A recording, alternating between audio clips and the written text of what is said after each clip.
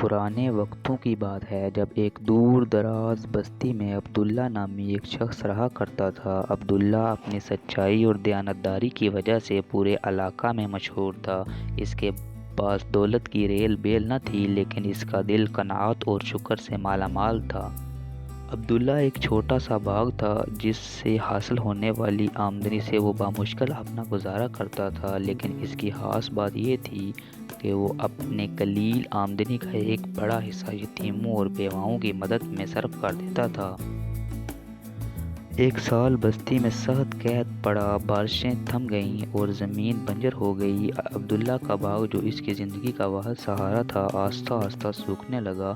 بستی کے لوگ پریشان ہو گئے کہ شہروں کی طرف ہجرت کرنے لگے۔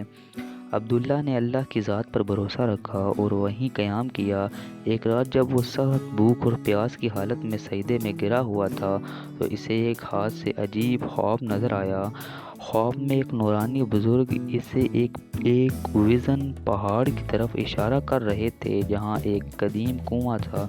بزرگ نے فرمایا کہ اے عبداللہ، تیری آزمائش مکمل کی، اب تو اس کنویں کی طرف جا اور وہاں سے پانی نکال لے، لیکن یاد رکھنا پہلا ڈول تیری پیاس بجھانے کے لیے نہیں بلکہ کسی اور کے حق کے لیے ہوگا۔ اگلی صبح عبداللہ اوزار لے کر پہاڑ پر چڑھ گیا۔ پہاڑ کا راستہ بہت کٹھن تھا، سورج آگ برسا رہا تھا اور نقابت سے اس کا برا حال تھا۔ کئی گھنٹوں کی مشقت کے بعد اسے وہ کنواں مل گیا۔ کنواں بہت گہرا تھا۔ عبداللہ نے پوری طاقت لگائی۔ جب پہلا ڈول نکالا تو وہ ٹھنڈا اور میٹھے پانی سے بھرا ہوا تھا۔ اسے شدید پیاس لگی، لیکن اسے خواب کی وہ بات یاد تھی کہ پہلا ڈول کسی اور کا حق ہے۔ اسی لمحے اسے دور سے ایک زخمی پرندے کا ایک پیاسا مسافر نظر آیا جو زندگی اور موت کی کشمکش میں تھا۔ عبداللہ نے اپنی پیاس کی پرواہ کیے بغیر وہ سارا پانی ان کے حوالے کر دیا۔ مسافر نے سیر ہو کر پانی پیا اور عبداللہ کو ڈھیروں دعائیں دیں۔